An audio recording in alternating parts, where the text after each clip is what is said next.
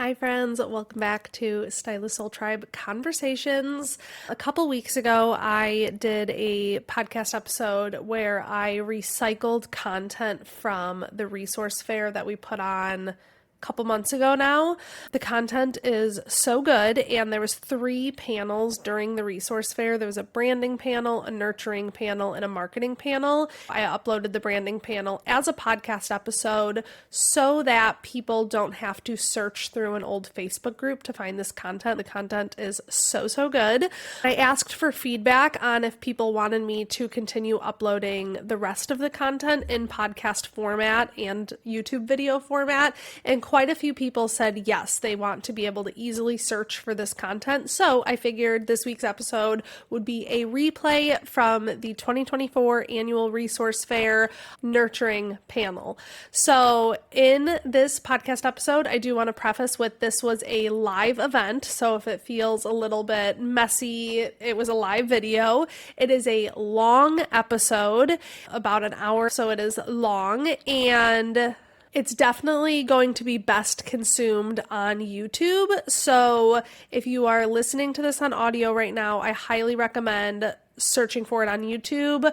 The 3 speakers, which is Paloma, Afton, and Laree, they're sharing tips on nurturing. They are sharing their screen with slides. They're teaching these mini master classes. If you are listening to it on audio and it's a little bit hard to keep up, you may enjoy the video version better because there is a lot of visual aspects to this podcast episode. So it's already a really long episode. I will quit yapping. I will let you guys get to it so that you can watch. I do think I'm going to, in another 2 weeks, put out the marketing panel as a podcast episode, just again so that these all live in one place. But I'm not skipping any new content for 3 weeks at a time. So hope you guys enjoy it. If you do, please leave a review down below. It means the world to me. It really helps support this podcast and get it out in front of new people.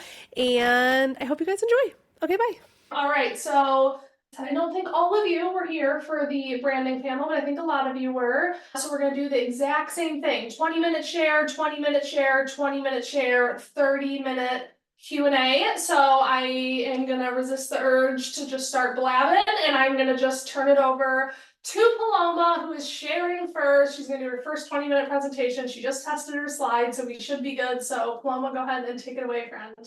Hi, everybody. I'm so excited to be here and presenting. Thank you for having me and sharing your time with me today.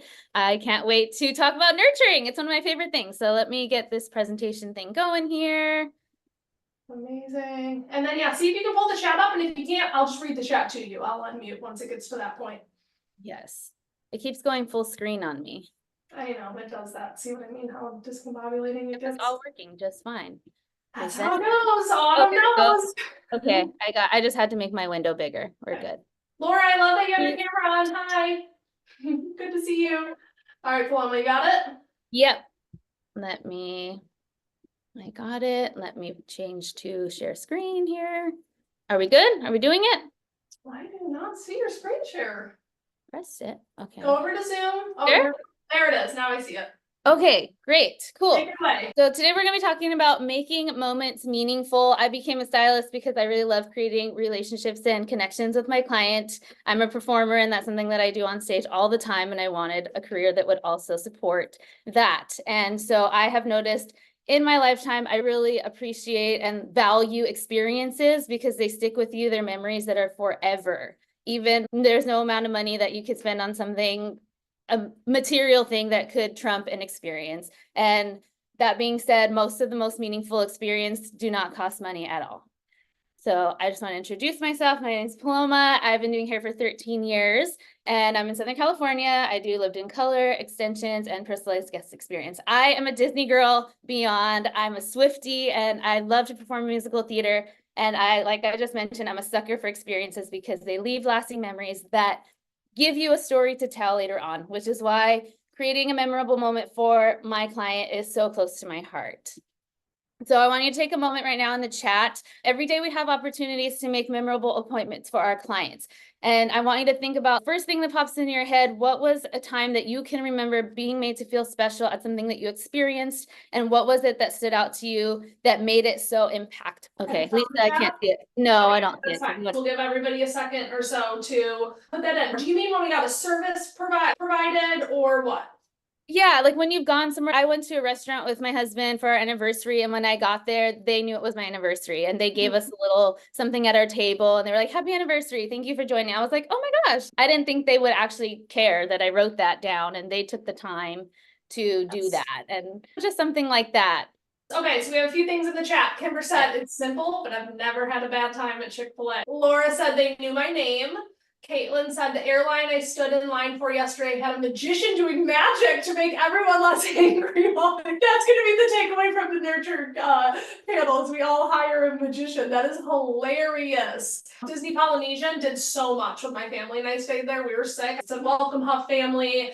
Every time we left and room service came, they would like set my kids' stuffed animals up with the lightsabers and stuff. All our shit that was just laying around the room, they would set it up in cute things on the bed. They had bell service deliver us antibiotics to our door at the Polynesian when we were sick there. Becky said, went to dinner for my husband and there was a birthday card at the table signed by all the staff. Melanie said, the person remembering details of a previous conversation. Kimber said, I went to a restaurant for my birthday and all of the servers signed a birthday card for me. I've never had that happen to me. Laurel said, a restaurant found out my husband and I had just gotten married a few hours earlier and made a huge deal and brought us champagne. We still talk about it to this day. Larry said, last night I took my sister-in-law to dinner for her birthday and they came out at the end with cotton candy and a cupcake and a sparkler, all because I marked it was her birthday on the reservation. So special and fun. Leisha said the Scottish Manor my husband and I went to one time, left a note with our names and chocolates for our anniversary. Jennifer said we're already magicians. That's everything in the chat. Okay, that's perfect. I would even say at the retreat, Lisa, you giving everybody Starbucks was like top notch right there too. So my point being, most likely the gesture was not extravagant. It was heartfelt and thoughtful. So that's where we're going to go with this today. So how do we create a meaningful moment for our client, and how do we do that simply and effectively without spending a lot of money?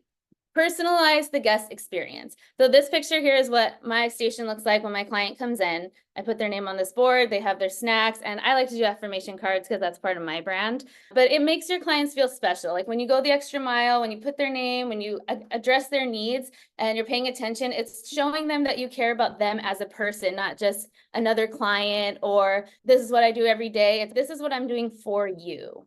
And that goes a long way. So I've narrowed it down to 3 things that I want to that I try to keep in mind, which is acknowledgement, options, and special touches. So acknowledging, just like listening, standing in front of them when you talk, greeting them with a warm welcome, like giving them a grateful thank you so much for coming. Like even those little things go a long way, because I think nowadays like people forget to be polite sometimes, and it really stands out when you do show them that you're genuinely interested in them and what they have to say.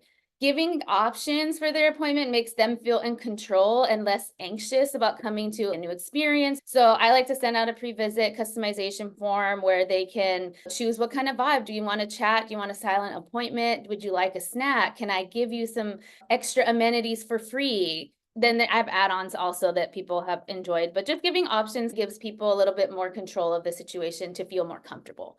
And then special touches, especially when they're unexpected, they can leave a lasting impression for your client because it shows that you really took the time to show that you care and that you did something unique to them. And the best part about that is that like they can't help but share that, and they feel like they're a part of something and makes other people want to be a part of your business. So here's a few ideas that I came up with that you could screenshot based on the 3 things that I just shared. Here's a few things that I do or that you can apply to your guest experience that doesn't really take that much time or space or money to really do. Should we go on? Does anyone have any questions about these? Okay, great, cool. The next thing about making moments memorable is creating a connection with your client, because that's what makes it more than just a haircut. It's the experience. You guys know our clients are very vulnerable. We've shared special moments, weddings, babies. Sometimes you're the only person that they can vent to. And you've shared even like low moments. Like I've had clients crying in my chair because they're just like, I really needed this today. And they feel safe. And when you have that relationship, it builds trust with your clients. And let's be real, They may come to you because of your work and good hair, but they stay with you because of the relationships that you build and how you make them feel when you're in the salon. So really emphasize thinking about things that you can do that are going to create that bond and a connection with your client. And a little goes a long way when it comes from the heart. And you guys know, like, you're here, you care about elevating your business. We're surrounded by stylists who always want to elevate, and it can make you feel, man, my experience is nowhere near as good as that person, or I'm not doing enough. But we forget that a lot of times people in our area aren't doing everything that you're doing, and that it's those little things that you do with your people that make it stand out. And there's a lot of privileges that you have as a stylist that sometimes we forget to take for granted because we do it every day. We've been privileged to be able to physically touch our clients. We have time to talk with them. And so I like to go into the love languages when we address some of those things, because those are like when you're filling up your client's love tank, they are like already feeling so much better. So I put a few things to like address that. Like, you might be the only person that your client talks to. Like, just instead of going to the back during their processing, maybe sit there and take the time to listen. Spend the quality time with that client that really values quality time. Be the only person that's acknowledging them. They may be a busy mom or busy with work, and nobody takes the time to tell them like they're appreciated. And we as service providers have the ability to pamper them, to serve them, to make them feel like this is their time, where it's like, oh my gosh, no one does this for me. This is why I look forward to coming here, because I feel so much refreshed afterwards. Like I mentioned earlier, a very rare time that you're able to touch somebody physically, and we do that in our industry every day. And it seems like normal for us, but some people, if they live alone, maybe they don't get that nurturing touch from someone. Or even if they're not a hugger, you're still being able to touch their head when you shampoo. Just take that time to really embrace that and give them that. Gifts as well. And it doesn't have to be a big thing. It can be a little card or just a little like something that you can give them. Even snacks and drinks can sometimes feel like a treat for them. And then you have an ability to make somebody feel beautiful and confident, and just voice that. Tell them, let them know, like, you look amazing. I love you. I love our time together. Just affirming words to let them know that you appreciate them. And don't overthink it. It can feel overwhelming, but it doesn't have to be. People want to know you care. And if you're really stuck on something, just think about, like we did earlier, notice things that make you feel good, and then just do that. And it could be one thing, it could be a few things. But if you are still not sure, just ask. So ask your clients what they value. Ask them what makes them feel good, what they enjoy. I did a poll on Instagram just in preparation for this presentation. I was really surprised by a lot of the things that my clients said. Usually the options get more interaction, but the type in answers were actually really good that I got. So I'm just going to share a couple. And it was more about, I love getting to talk to you, getting to catch up on live, having a good time together. And somebody said in the chat, it stands out that you remembered what we talked about last time, and you checked in with me, followed up with me. And having the options to customize my experience makes me feel at ease when I'm coming in knowing that you're going to take care of me. So I was really surprised by that, because I do a lot to elevate the experience, and the most meaningful things to them were these things. Like, it really touched my heart as well. And so I want to challenge you guys this week to try something. So if you haven't done anything or you're nervous, here's a few ideas that I wanted to give you that you can start doing like right away tomorrow.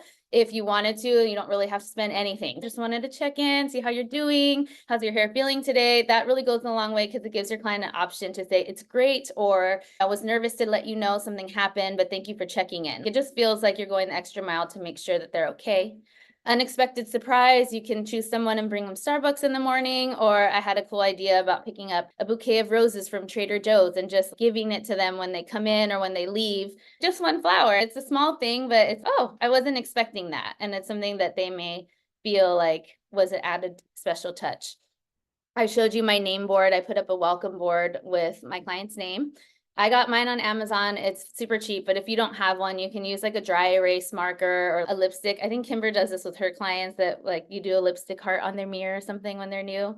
But it's just like a little something fun when they walk in and see that. Oh my gosh, they acknowledged me coming in. Or you can do a client shout out on Instagram, feature somebody, tell a story about something that you really love about them to show that you appreciate them as a client and that you're highlighting that for them, and it makes me feel special, and I'm tagged in someone's photo, even though it's a small thing. It's they noticed me. So those are a couple of things I want to follow up in the Marco Polo to see how it's going. So try something, and I just really want to hear the responses of what your clients, how they react to you doing something different in your salon experience for them. So I'm gonna be checking you guys. Make sure, pick something. Let's do it. And then if you upgrade to the VIP, if you want to, I have a masterclass that goes into like my exact client experience, step by step, about how I personalize the guest experience. I have like text verbiage, different links to things, and like an entire PDF handbook that takes you through the process of what to do with ideas, and then like space to brainstorm your ideas. So that is something that I cover in my masterclass. If you want to upgrade to the VIP, you can always reach out to me as well in the Marco Polo group or on Instagram. When Russell is talking about his eating ice cream with his dad, and they're talking about, I like to count the blue cars and the red cars, and he says, it might sound boring, but I think it's the boring stuff that I remember the most. And so I just wanted to leave you with that little quote so that you can remember that it's the little things that are really important and that stick out and leave that lasting, memorable moment for your client. So thank you for this presentation. Those are exciting for me to do. And let's just keep the chat going. Let's get in the Marco Polo group. If you want to reach out to me on Instagram, this is my info right here. But this is just something I'm really passionate about, so I could talk about it forever and ever. So please reach out if you have questions, and let them follow up. Let me know how you're doing with trying some of the stuff. So that is. We're at 1:48. We're doing fantastic. And I love, okay, Wilma shared during the tech check or during one of our Marco Polos that she was going to put the quote in. And then Autumn was like, I'm going to copy you and do a quote too. And those have been like my two favorite quotes of the resource fair so far. So I feel like moving forward, future resource fairs, we need to tie them in because they really are so meaningful. And you guys are just absolutely blowing me away. Okay, so we have some questions. We're gonna save those. Okay, so we are doing fantastic on time. I'd say we can probably just roll straight into Afton. Afton, are you ready? Yes, I am ready. All right, go ahead and share your screen and let's get straight into it. My name is Afton. I've been a hairstylist for 21 years. I have owned my own suite/boutique for 3 years now. My clients have really enjoyed the fact that I've brought a boutique into my salon and that I have started creating events around that. It's something that's worked really well for me. I do 2 events a year, but they get talked about basically year round. It's always something that comes up in conversation. So I'm excited to share this information with you. Hopefully you find it useful. Having a boutique in the salon definitely offers an enhanced experience for your client. It's convenient. It's a nice way to give them something to do while their color processes instead of just looking at their phone or their magazine. A lot of times my clients like to shop around. They'll come in early for their appointments and shop. Sometimes they'll want to stay after and look at different items. So it's like a 2-for-1. They get to do a little multitasking while they get their hair done. And it's a great way to offer unique items, curating your boutique with items that align with your salon's aesthetic and your target market makes it a more enjoyable experience for your clients. Just think if you're in a space that's totally customized to you, the target market, that just makes you feel different and in a good way. So that's something that's nice to do for clients, to have that. You are able to offer them personalized recommendations. You can offer personalized gift ideas or just personalized anything for if clients have needs, you can recommend something for them, not just with hair care items, but with different items that you have in the boutique. And you can offer exclusive access to items, making them feel more special and like they're having a personalized shopping experience. The boutique is great at building relationships. It helps clients stay more loyal to you the more they shop with you. I've found not with just hair care items, but with boutique items, the more they're going to come back and shop in between appointments, which is just great for retention. And it's good for client insights. Observing your client's boutique preferences can provide insights into their taste and lifestyle. allowing for more personalized service and engagement. But it's interesting to see what boutique items people are drawn to. And I feel like it takes you just like a little bit further into knowing your target market a little bit better. So that's been fun to do. There is added value with having a boutique, selling products or items that complement your services. For example, like satin pillowcases, heatless curling rod things, different fashion accessories, hair clips, that type of thing, that can enhance the overall value and the results of the service you provide for clients. If you need to teach them how to put in a bobby pin a certain way, you have that. And it gives you the opportunity to sound like an expert in more than one realm of things. You're already the hairstylist, the hair expert, but having different items in the boutique that you know about and different things to offer, like that gives you the option to be a trusted source and makes you a one-stop shop for the clients in different ways. There is increased revenue streams, which is always a good thing. Diversified income, the boutique adds a secondary stream, which is always nice. And it is a great way to implement impulse purchases. Attractive displays of unique items can lead to impulse buys, increasing your overall sales. Just changing out the little display I have by my little checkout station.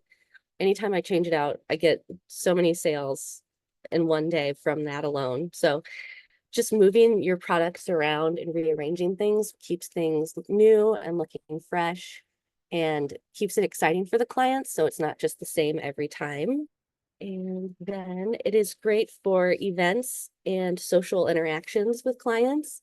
Hosting events can create a sense of community and give clients additional reasons to visit your salon and boutique. The social media engagement you can get around an event is really great. They're likely to share their boutique finds on there. So you're just getting more engagement, more views, and a broader audience there. So open house events are something I've done since I've opened. I've done 2 a year, and it is something my clients have loved. And it has been a really great way to build a community within my clientele. I'm just a one chair salon and I don't double book clients, so my clients don't usually see each other. So it's really fun to see my clients come together and interact at events like this. They get to chat with each other, meet each other. So that's always fun to see. And it's a great way to build community by bringing other businesses in. I've done more of an open house / market event where I bring in other vendors. I've had up to 8 other vendors out in the parking lot. And so having those 8 other people promoting the event gets more eyes on your space, on your items. It's just a great way to connect with people and foster the relationships with your clients. And it's really nice to be able to interact with your clients at these events where you're still obviously going to be professional, but it's just a little more relaxed than when they're getting their hair done. You can just be, I don't know, a little bit more yourself in a different setting.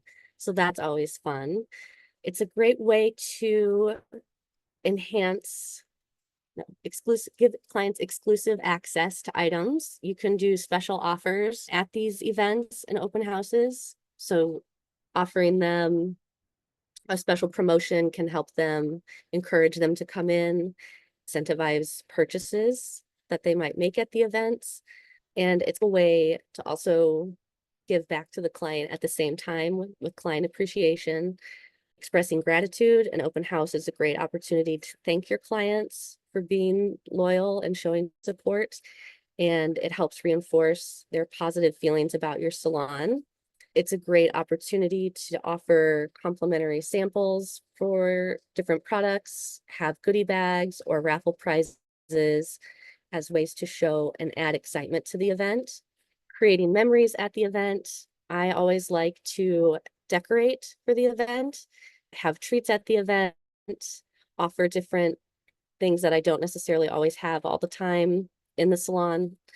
So like with the balloon arch for my anniversary celebration, I left that up for I think 2 weeks after my open house, and people are like, oh my gosh, what are the balloons for? And so that was a nice way to build some FOMO for my next event, people were excited to see that the salon was changed up, the boutique was changed up, something special was going on.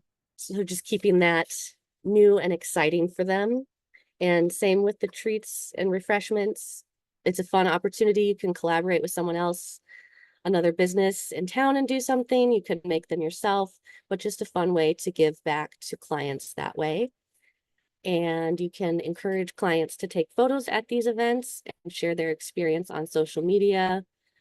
And if you have other staff members, it's a chance for everybody to interact with more of the clientele than maybe they're used to just interacting with. It is a great way when you have events to attract new clients. This is from one of the outdoor markets I've done in the parking lot. I've had 8 different vendors and a food truck. I've had a local floral shop do a pop-up floral bouquet making thing that people can come into the salon and make a bouquet with. So it's just a really great way to collaborate with other businesses and really spread awareness about your business at the same time. And it's good for community growth. Hosting a well-publicized open house can raise your salon's profile in the local community, attracting new guests, whether it be for behind the chair or just for boutique shopping. My location is tucked back into a little neighborhood. And when I've done the outdoor markets, it's been really fun to have people from the neighborhood come over and chat with everybody. I saw that you were here, but I've never been in here before. This is really cool. So it's just a nice way to open the door for people to come into your space in a different way. They might not be looking for a new hairstylist, but they could be looking for a new place to shop. So that's a nice option to have that.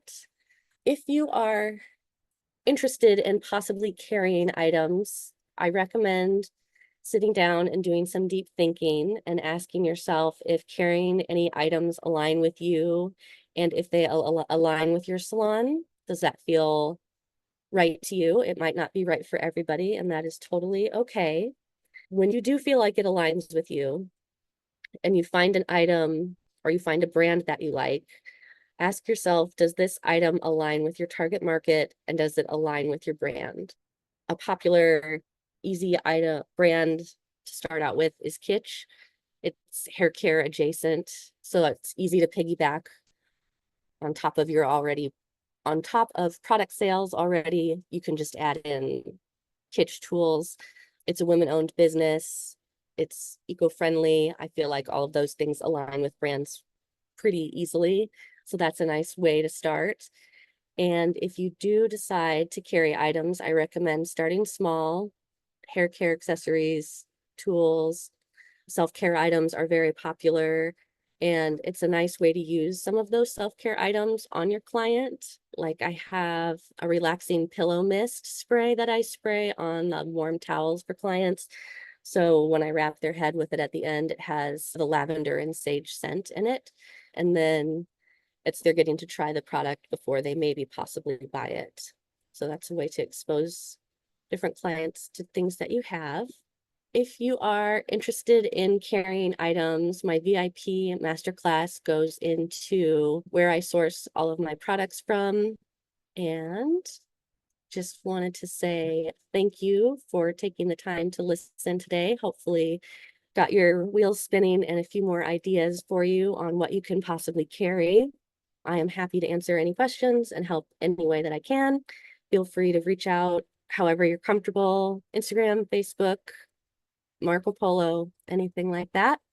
And then there were some questions about the online store too, and obviously just how I feel with you being in the intensive and bringing that to life. I'm excited to go into Q&A. So you finished a little bit early, and I was just thinking, like, should we go into some questions right now? But honestly, I'd say let's move on to Laree, and even if Laree wraps up early, let's go to Q&A, because I have, Afton, I think so far more questions for you than any panelist yet. So it's almost good that you finished early, because people have a lot of follow-up questions. Helsa said event planning is intimidating, would love more info tips on that. Okay, so we'll get into that in Q&A. Laree, are you ready to share your screen? Let me stop. Okay, Afton stopped her screen share. Go ahead and try to share your salon, and then we'll make that full page.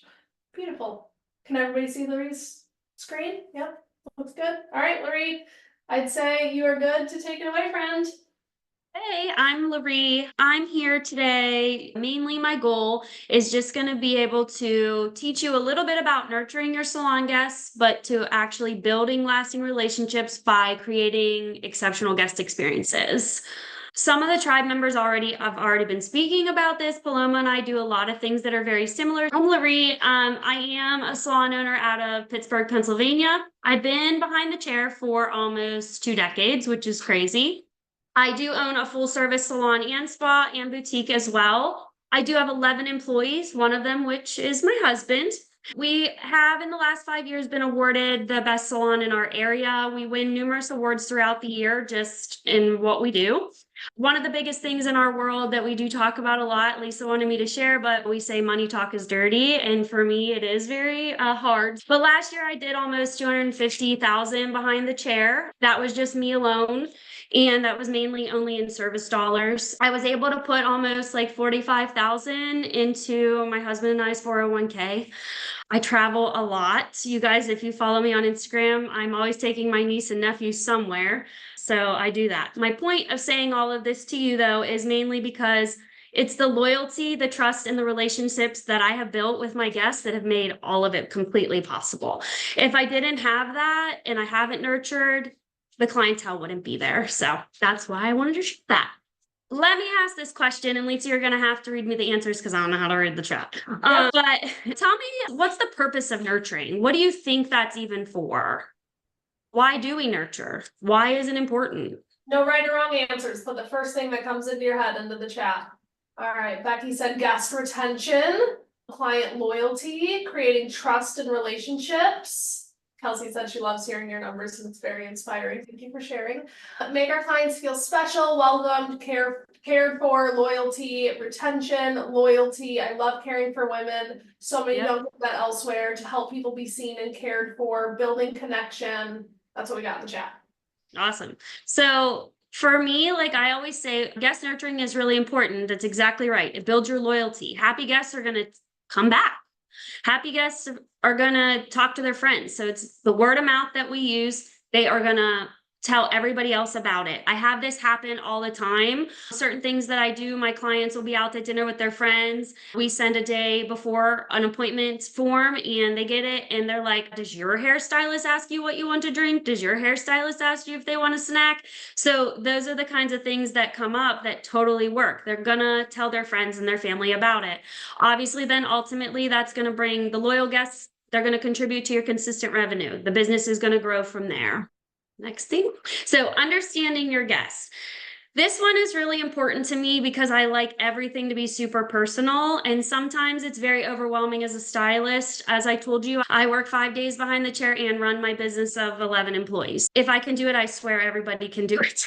It's all about being organized, but knowing your guests is huge. If you learn their preferences, their style, their needs, that's how you can get personalized. You can personalize their services, whether that be every single guest is different. So some of those things are going to come from different pain points. Maybe they have dry hair. Maybe they're having a scalp issue, hair loss issue. I have an add-on for that.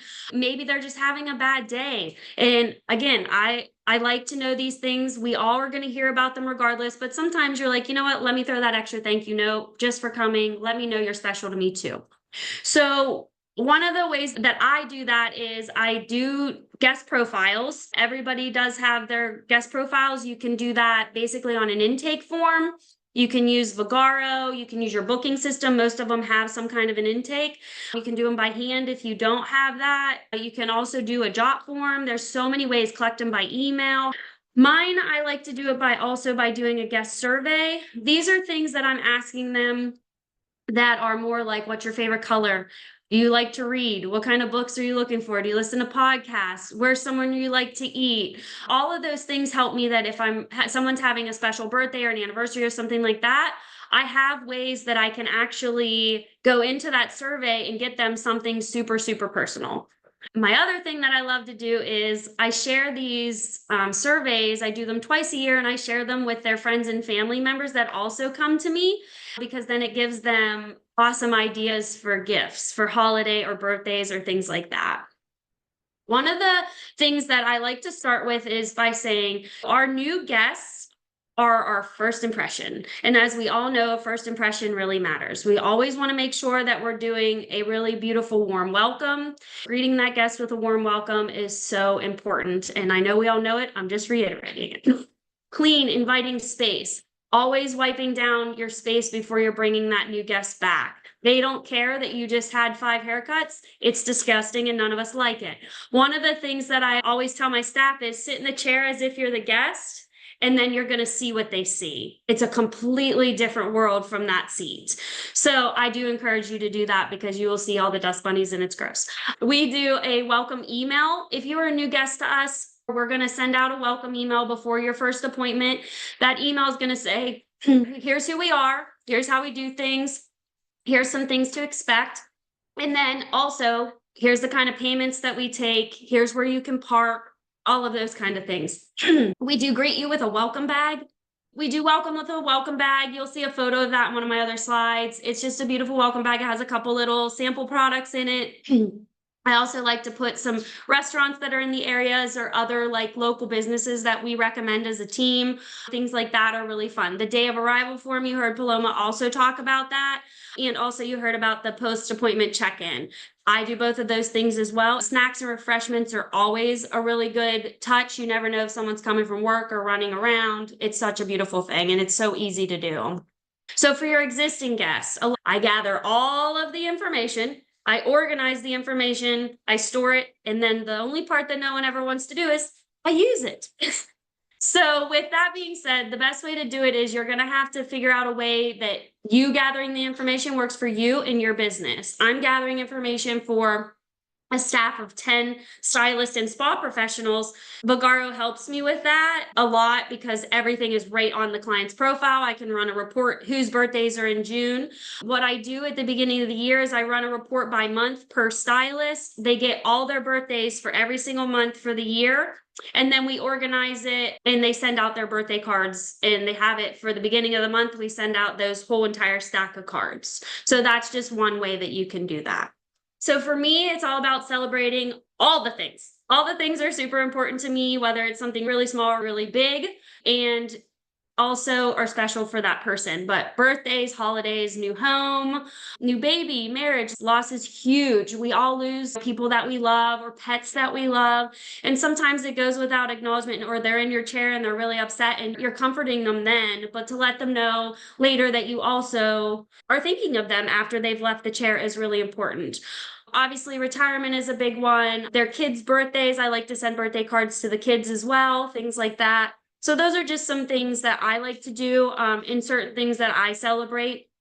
Now, some of the things clients are in your chair and they start to tell you something that's happening in their life. I do take a mental note and then I at least send a card. One of the ways that I organize our cards are on Amazon. They have a card organizing box. My birthday cards I get on Amazon in bulk by 150, 200 at a time.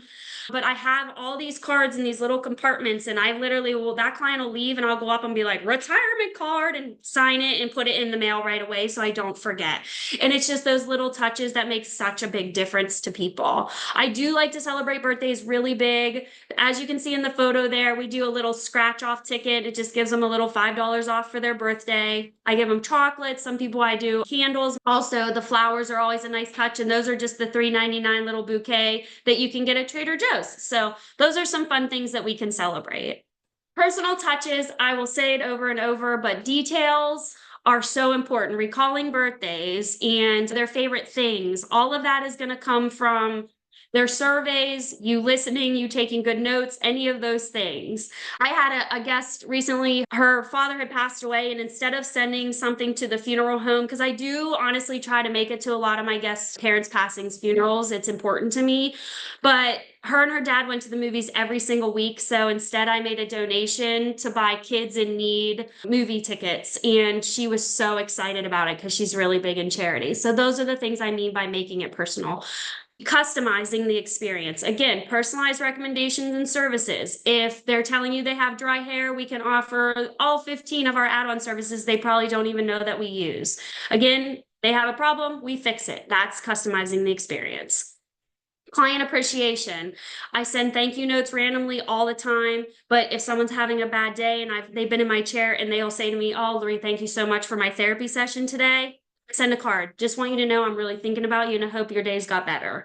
Just little things like that are going to make a huge difference. On my slides, I have a few different pictures of things. Obviously, we love to do little custom coffees. We change it up. It's seasonal. The picture that you see of the Pinterest boards, I have Pinterest boards specifically for each one of my clients so that when they're ready to make a change, I can pull it up and be like, girl, I was thinking about you. Here's what I really want to do. How do you feel? I'm a Disney freak too. When my clients take their kids to Disney, I make Disney ears because I'm crazy and I love it so much.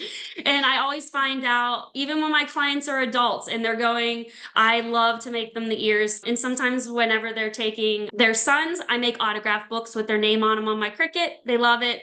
And it's just fun.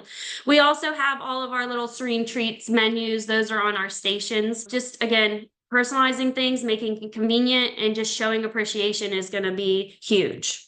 Loyalty rewards programs are different for everybody. This is just an idea.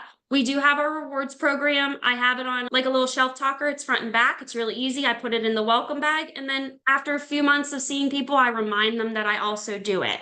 We do a point for every dollar they spend, and then they can cash in the points for dollars off. Most people are usually used to a referral program of some sort, but this is how we do ours. And it's easy to talk about because we can give it to them and it sits at our front desk as well.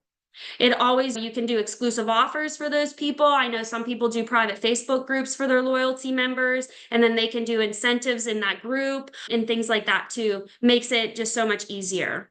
This is my team, some of them, but the consistency is super crucial. Reliable service is going to mean that consistent, it's going to define that it's high quality. Standards, they need to be high in order to maintain all aspects of your business is also a high standard. Your guest trust is you're going to build and you're going to maintain by keeping things consistent, meaning my entire team needs to be on the same page. If not, they say to me like, oh, my friend goes to Darla and she didn't get a birthday card, but I always get a birthday card. If the consistency is not there, it's not gonna really mesh with your brand if that's what you're going for.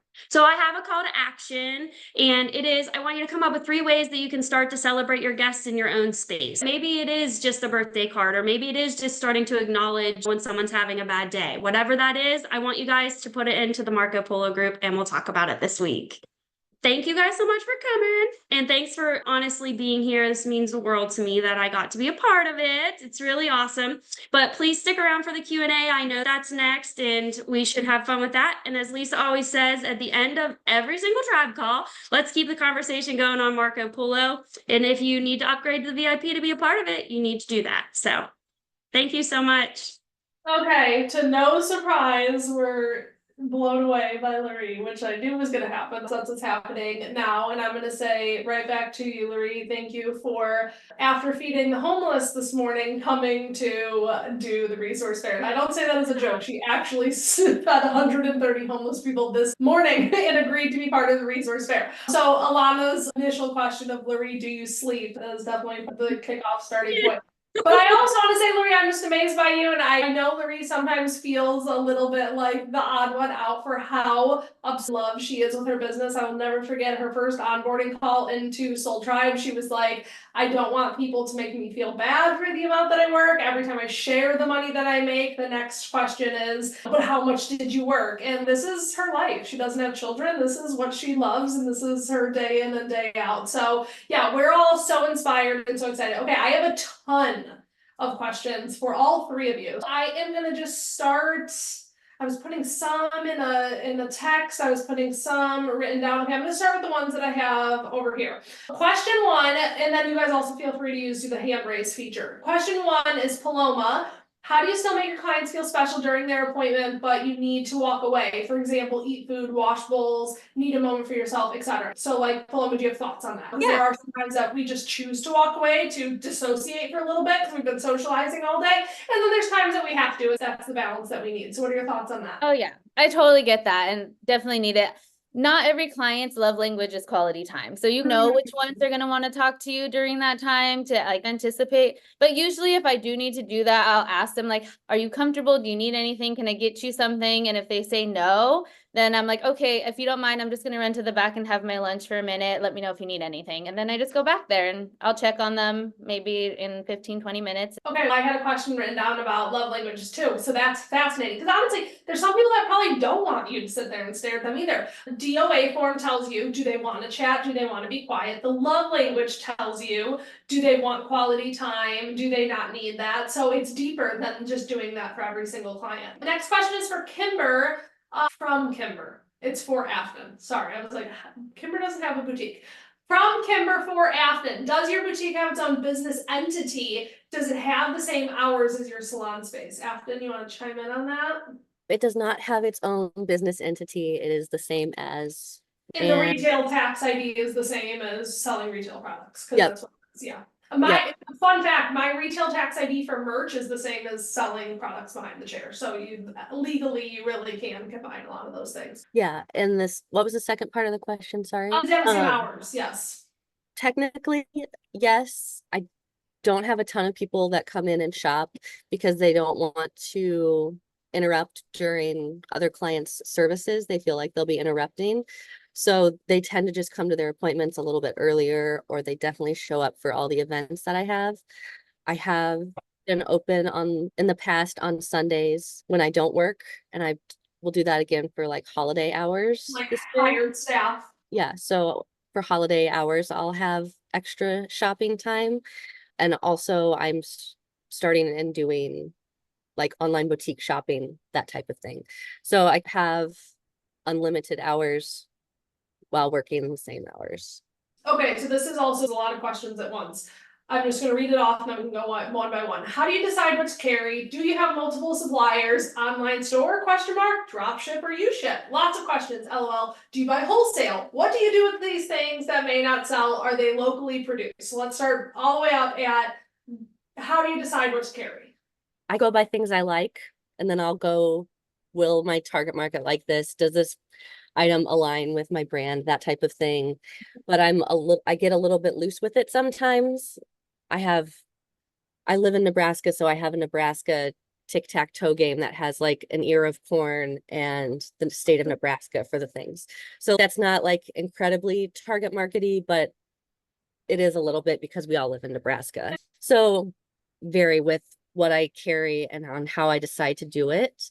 I do buy the items wholesale. I do have multiple suppliers. I purchase most of my things off of Fair. I talk about that a lot in my master class and how to use Fair. They have it so you can search for certain values. You can put, I want something that's women owned. I want something that gives back to community. I want something that's eco-friendly. You can search for different brands that way. And then you can search within those brands to see if they have items that you want. On Fair, almost all of the brands have an order minimum that you have to make. Sometimes it's as low as $100. Sometimes very small ones have like a $50 minimum order. And then it just varies from brand to brand on there. The other thing they have is item minimums. So say you wanted to buy a lip balm. If you want this flavor, you have to buy at least 5 of it.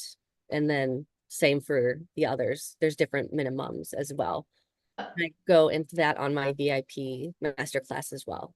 Yep, so definitely check that out if you guys are interested. Okay, I'm just making sure I got all those. Drop ship or you ship? She ships. I'm shipping, yes. And I will just tell you guys as well, I've been doing my own shipping too, as much as I wish drop shipping was working, and I just personally haven't found the perfect flow for that. It seems daunting at first, but it's actually fun once you start doing it. And I remember that's when I convinced Afton to do the intensive. I'm like, you can just have a shipping station set up with your boxes and your tissue paper and your cards and all the things. And once you get everything you need, the thermal printer, all the supplies that you need, it's really not that bad. What do you do with things that may not sell? I think you should lead into the boxes with that, just because you didn't share that. Yeah, I am starting to offer gift boxes where I have pre-set items in a gift box that are sold at a slightly discounted price. And the first one I did was a mystery box. Okay, but Larry, here's a question for you. Do you double check those stats each month as new guests are added to the database? I'm assuming so, but just curious. And I know there's been some conversation in the chat about just getting all of this information from people. Some people asked if they could see your survey, and I also am just curious, remind me what the survey questions are, because they were very niche and very specific podcasts you listened to. I have a ton of questions. I have put it into our Facebook group before, and it may be linked to my masterclass. If not, I'll send it to you and you can put it on my masterclass. I've sent it to my tribe a lot. Yeah, it's definitely, there's so many things. One thing you can do too is I did one for my staff off of Canva. It was like for a Secret Santa this year. We put them all in a hat and everyone picked. There was a billion questions on there that were like even just silly things. But yeah, I have a staff survey as well. It's different because it's owners. Maybe just post those both in the Facebook group, the free Facebook group. group. I don't think we would say that for VIP people, or if you send it to me, I can put it in there. But yeah, I would love to see anything you've got that you're willing to share. Because sometimes just coming up with those random questions are hard too. Absolutely. So. Yeah, it took me a long time to come up with really good ones. But yeah, both of the surveys I can share, but they are pretty detailed, but you can always add things to them or take things away. Do you double check those stats each month as new guests are added to the database? Yeah, so I have monthly meetings with my staff in general. So what I do is I run them at the end of the month before the next month. And so if there's anyone they need to add to the birthday card list, they will.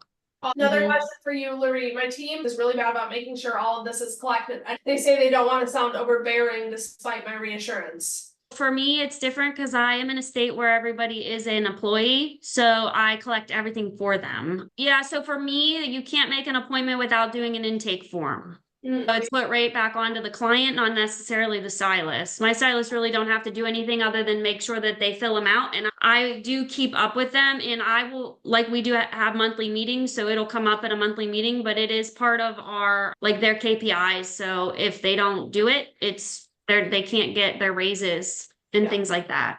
Cool. Nurturing is a huge part of who we are, and so it has become part of our KPIs. Love it.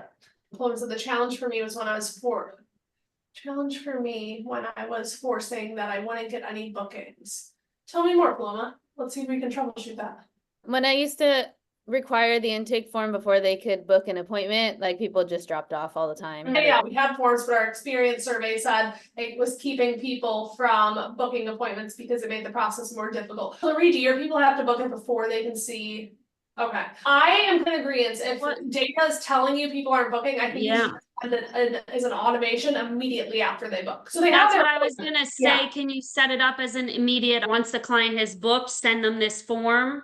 You could absolutely do it that way, but we don't have that problem. At least we haven't come across that issue. Yeah, if they broke, don't fix it. And for the people that it wasn't affecting their performance, I'm sure if it was for Larry, she'd tweak it. But yeah, I would just say then you send it right after. And then if they don't fill it out, which sometimes people don't, I would say the QR code we were talking about, once they get there and they're waiting, just have them fill it. It's almost, for example, I took my dog to the vet last week and they sent me the form 3 times. I didn't fill it out. I remembered the moment I got there, and I gotta sit and fill out a clipboard. I had to fill out a clipboard, and my dog I was like, damn, I should have filled this out ahead of time. But if you don't fill it out, they just know that when they get there, they have to fill it out. Okay. I saw in the chat, Kimber, my question is, can you put the information maybe on, like, my day of arrival form goes out the night before, and they do put their birth date on it so that every single day when my girls or my staff comes in and they see their DOA, they see a birth date, if nothing else, so they can know to celebrate their birthday when they're coming in. Does that make sense? That's a question on my DOA. It's month and day. The client has to put in it. So we've got to start there. Cool. How do you send the form the day before? I use Vagaro, so I just have it set up. It sends at 6 p.m. It is a jot form, so it's just a text and it goes out with a link. Lovely. I love that it's automated too, because going back to the question of do you sleep, that clarifies it's automated. Kimber said, to be honest, my staff really sucks at this. Kimber, of all people, I think you can get them on board. You definitely can. Question from Paloma, or for Paloma. Would love to hear you talk about your process in the Q&A with the check-in text. Do you do this after every client's appointment every time or every few times? Also, do you automate this, or do you have a few minutes at the beginning of the day that you keep reserved for this? I don't automate it, so it's usually like an Instagram or something. I'll Right. just message them when I think about it. So I don't have a set aside time. It's usually just, and I fell off for a little bit, to be honest. I got back on it more recently. Just, hey, how's it going? How's your hair doing? It's really quick, and usually they're like, it's great, I love it. Like Yeah. most of the time that's it. I'm like, cool, great. I'm glad to hear that. And that's Yeah. it. And you It's know what really I call simple. that, rather than it being like a system and a process, I would call that surprise and delight, which I think should be worked in. And I have trouble adding high level nurturing things out of the fear of, when I get overwhelmed, can I retain this? Can I keep this up? Can I keep doing this? Or is it gonna fall off and then I'm gonna disappoint people? So when that happens, I think of things as surprise and delight, expected. They don't expect it every single time, which makes it extra special when it does happen. Almost going back to the day maker jar in the morning during the vision casting workshop. If you just do it very random and drop in, it almost has even more effect, I think, than every single time. I noticed it because like my facial girl will do that every time I go, and sometimes I'm like, I don't need you to do that every time, but it was nice once in a while. She sends a follow-up email too, so it's cool. And, And you can notice tell it's it, like, automated, so you don't feel as bad not responding. And that's what Becky said, this is what always holds me back too. So I think we should all breathe a sigh of relief that I personally would almost recommend having it be very much more surprise and delight and at random. I think it lands stronger, and then you're not setting yourself up where you later feel like you're slacking on business practices because you can't. So I think a lesson for all of us could be maybe take a piece of paper, draw a line down it, and say, what are my consistents? What are my maintenance for nurturing? And what are the extra like active things that I can do? The surprise and the delight, the little sprinkles I can add into my business, and then stay consistent with your regular things, and then choose when to do the other things, even intuitively when it feels right. I have some more questions on my piece of paper.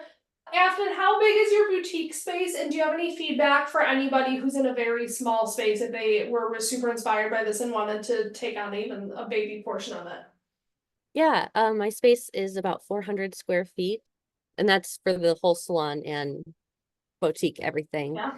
Um, and if you have a very small space or not a lot of space at all, you could just think about bringing stuff in for the holidays, or even think about doing like gift boxes. Just have a set number of things where you could have the gift box on display for a month or two and let people pre-order it, and then they can pick it up at a certain day.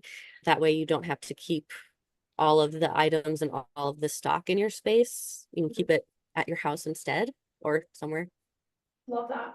Yeah. Kimber said maybe I'll start with holiday. And I think that almost they talk about like sales triggers, and scarcity is a sales trigger. So even if you guys just want to implement this for a period of time, knowing that it's a very limited quantity and when it's gone could even give a little cash injection into your business as well. I got a couple more questions for Lori, and then I'm getting to the end of my questions. So if you guys have any more, feel free to use the hand raise or put it in the chat. Lori, someone wants to know what was on that new guest tray where there's like the beautiful teapot. Yeah, so I usually, whenever someone wants tea, instead of just getting them a teacup, I have a variety of teas.